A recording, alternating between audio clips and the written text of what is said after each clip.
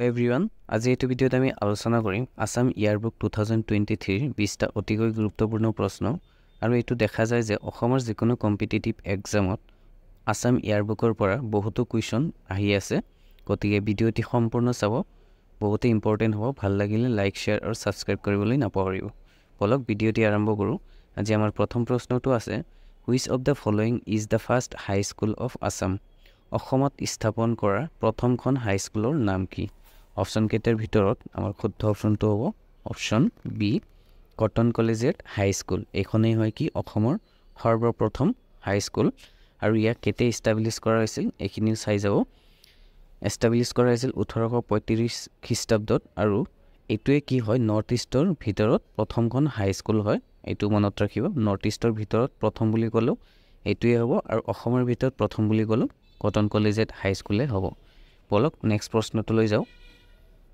Next প্ৰশ্নটো আছে queen Sati Sadhini belong to which dynasty Sati Sadhini কোন বংশৰ ৰাণী আছিল ইয়াৰে অপশন কেইটাৰ ভিতৰত আমাৰ শুদ্ধ অপশনটো হ'ব অপশন বি চুতীয়া ডাইনেষ্টিৰ কি আছিলে ৰাণী আছিলে আৰু ইয়াৰ লগতে এইখিনি বস্তু মনত ৰাখিব চুতীয়া ডাইনেষ্টি ফাউণ্ডাৰ কোন আছিলে বীৰপাল আৰু সিহঁতৰ প্ৰথম কেপিটেল ৰাজধানী কোনটো আছিলে সুৱৰ্ণগিৰি আৰু কেতিয়াৰ পৰা কেতিয়ালৈ ৰাজত্ব কৰিছিলে 1187 খ্ৰীষ্টাব্দৰ পৰা 1225 খ্ৰীষ্টাব্দলৈ চুতীয়া বংশই কি কৰিছিলে অসমত ৰাজত্ব কৰিছিলে নেক্সট প্ৰশ্নটো লৈ যাওঁ আমাৰ নেক্সট প্ৰশ্নটো আছে when were Assam Rifles established Assam ৰাইফলছৰ গঠন কেতিয়া হৈছিল অসম ৰাইফলছ কেতিয়া এষ্টাব্লিছ কৰা হৈছিলে অপশন কেইটাৰ ভিতৰত আমাৰ শুদ্ধ অপশনটো হ'ব অপশন বি 1835 খ্ৰীষ্টাব্দত কি কৰা হৈছিলে আসাম ৰাইফলছ এষ্টাব্লিছ কৰা হৈছিলে বা গঠন কৰা হৈছিলে let's move to the next question our next question is which Ahom king was known as Bamuni কিয়ৰ এইবোৰ কুৱেশ্যন বহুতেই ইম্পৰ্টেণ্ট কোনজন ৰজাক কি বুলি কোৱা হয় এইটো বহুত ইম্পৰ্টেণ্ট টপিক হয় গতিকে ইয়াৰ পৰা মনত ৰাখিব কোনজন ৰজাক বামুণী কিয়ৰ বুলি জনা যায় অপশন কেইটাৰ ভিতৰত শুদ্ধ অপশনটো হ'ব অপশন বি চুডাংফা তেখেতক কি বুলি জনা যায় বামুণী কোঁৱৰ বুলি জনা যায় ইয়াৰ লগতে এইখিনি বস্তু মনত ৰাখিব চুডাংফা কেতিয়াৰ পৰা কেতিয়ালৈ ৰাজত্ব কৰিছিলে 1397 খ্ৰীষ্টাব্দৰ পৰা 1407 খ্ৰীষ্টাব্দলৈ কি আছিলে তেওঁ এজন আহোম কিংডম ৰজা আছিলে আৰু তেওঁক পপুলাৰলি বামুণী কোঁৱৰ বুলি জনা গৈছিলে কিয় জনা গৈছিলে তেওঁ এজন ব্ৰাহ্মণ প্ৰিন্স আছিলে আৰু ক'ত ডাঙৰ দীঘল হৈছিলে এটা ব্ৰাহ্মণ পৰিয়ালত ডাঙৰ দীঘল হৈছিলে কাৰণে তেখেতক বামুণী কোঁৱৰ বুলি জনা যায় আৰু তেখেতৰ যিটো ৰাজত্ব কালতে কি হৈছিলে হিন্দুইজিম যিটো আছে এইটোৱে বিকাশৰ আৰম্ভ ষ্টাৰ্ট হৈছিলে মনত ৰাখিব 5 নম্বৰ প্ৰশ্ন which of the following is the first Assamese sonnet তলৰ কোনটো প্ৰথম অসমীয়া সনেট আমি জানো সনেট কবিতা বিষয়ে সনেট কবিতা 14টা শাৰী থাকে এইটো মনত ৰাখিব আৰু সনেট কবিতাৰ প্ৰথমটো সনেট কবিতা কোনটো হয় অসমৰ অপশন কেইটাৰ ভিতৰত শুদ্ধ অপশনটো হ'ব অপশন এ প্ৰিয়তমৰ চিঠি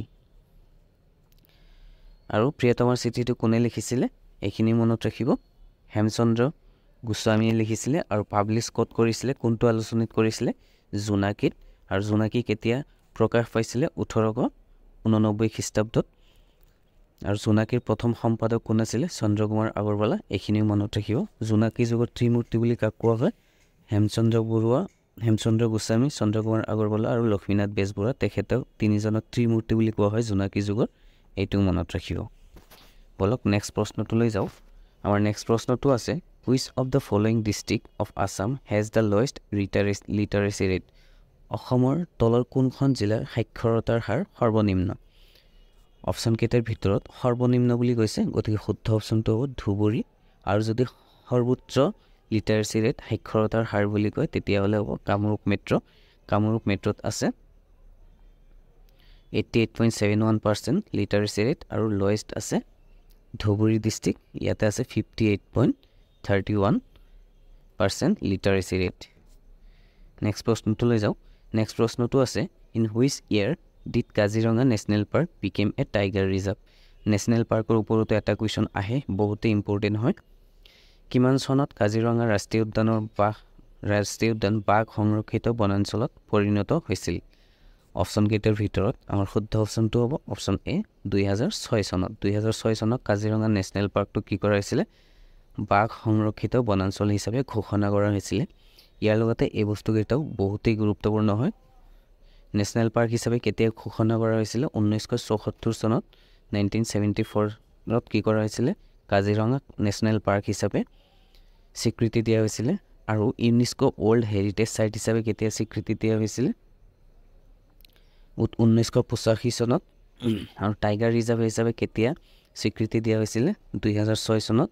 ইয়াৰ লগতে ইয়াৰ এৰিয়া কিমান হয় এইটো মনত ৰাখিব। 859 স্কুৱেৰ কিলোমিটাৰ হয় কাজিৰঙাৰ যিটো এৰিয়া ক্ষেত্ৰফল। আৰু লোকেশ্যন ক'ত হয়? গোলাঘাট আৰু নগাঁও ডিষ্ট্ৰিক্টত মনত ৰাখিব। এতিয়া আমি পৰৱৰ্তী প্ৰশ্নটোলৈ যাওঁ।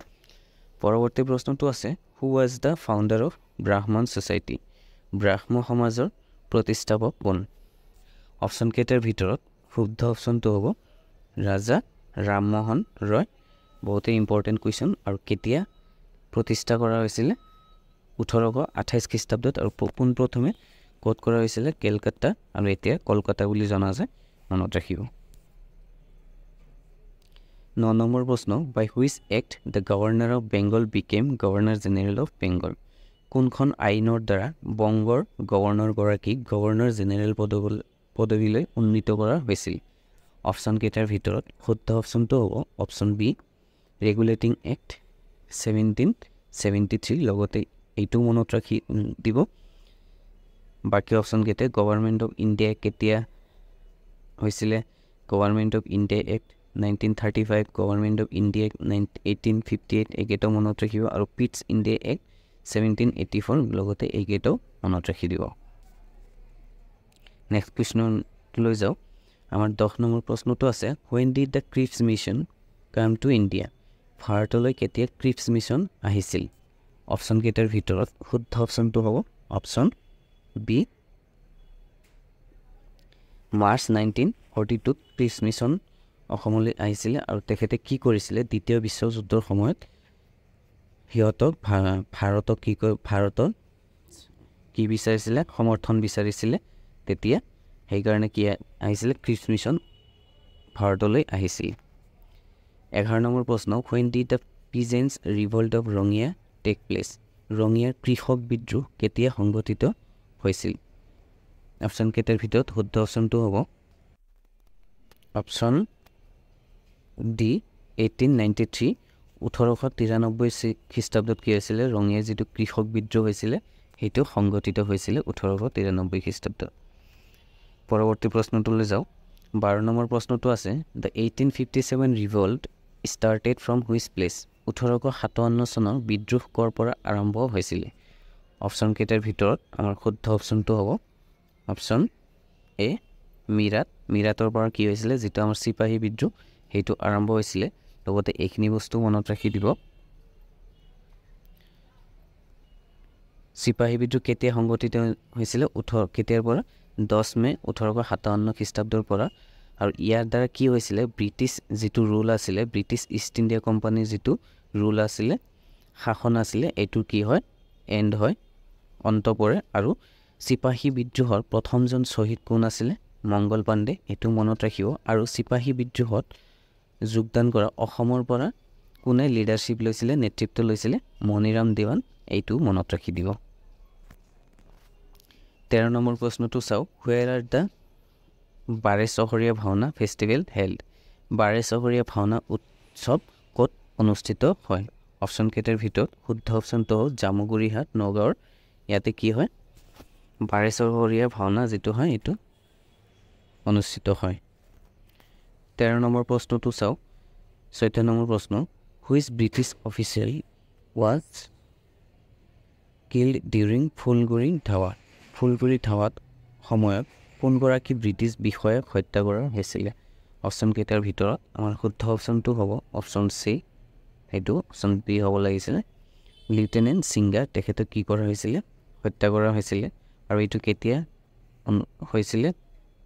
ঘটিছিল 18 অক্টোবৰ 1861 খ্ৰীষ্টাব্দত কাৰ বিৰুদ্ধে হৈছিলে against the income and farm taxation policies of British India empire যিটো আমাৰ কৃষক আৰু ইনকামৰ ওপৰত টেক্স লগাইছিলে ব্ৰিটিছে তাৰ বিৰুদ্ধে কি হৈছিলে এই ফুলগুৰিত হোৱাৰ যিটো দুৰ্ঘটনা এইটো সংঘটিত হৈছিলে 15 নম্বৰ প্ৰশ্নটো চাওঁ Kherai Puja is a religious festival of Kherai Puja কোনটো জনগোষ্ঠীৰ এটা ধৰ্মীয় উৎসৱ হয় শুদ্ধ অপশ্যনটো হ'ব অপশ্যন এ বড়ো কছাৰীসকলৰ খেৰাই পূজাটো এক কি ধৰ্মীয় উৎসৱ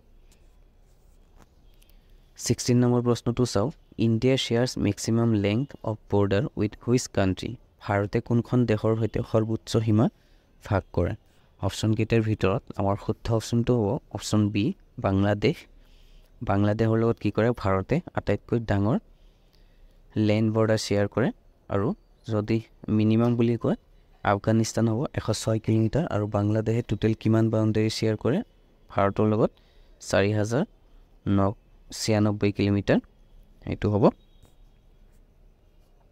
17 নম্বৰ প্ৰশ্নটো চাওঁ who is the writer of Asomiya সাহিত্যৰ বুৰঞ্জীৰ লিখক কোন অপশ্যনকেইটাৰ ভিতৰত শুদ্ধ অপশ্যনটো হ'ব অপশ্যন চি দেৱেন্দ্ৰনাথ বেজবৰুৱা তেখেতে কি লিখিছিলে অসমীয়া সাহিত্যৰ বুৰঞ্জীৰ কিতাপখন লিখিছিলে 18 নম্বৰ প্ৰশ্ন which area is known for its golden langur কোনটো অঞ্চল সোণালী বান্দৰৰ বাবে জনাজাত কোনটো অভয়াৰণ্য শুদ্ধ অপশ্যনটো হ'ব option D চক্ৰশিলা wild life sanctuary যিটো আছে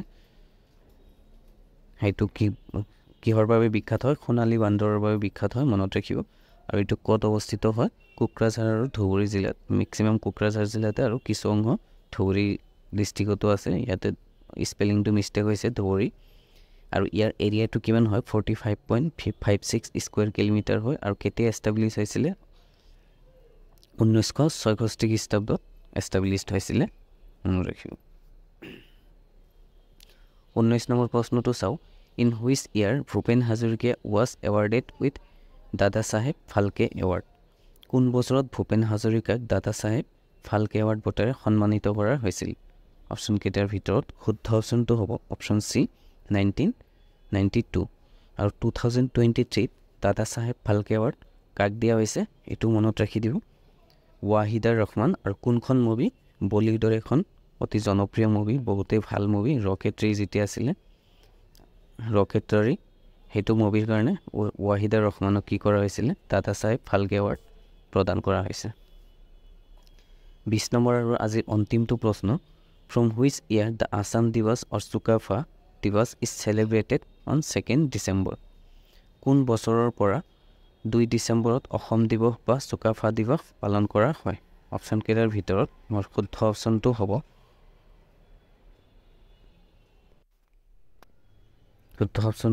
অপশ্যন চি 1996 1996 চনৰ পৰা কি কৰা হয় অসমত চুকাফা দিৱস উদযাপন কৰা হয় আৰু আহোম ৰাজ্যৰ প্ৰতিষ্ঠাপক আছিলে চুকাফা চাওলুং চুকাফা সেয়ে তেখেতৰ জন্মদিনটো কি কৰা হয় অসম দিৱস হিচাপে পালন কৰা হয় ধন্যবাদ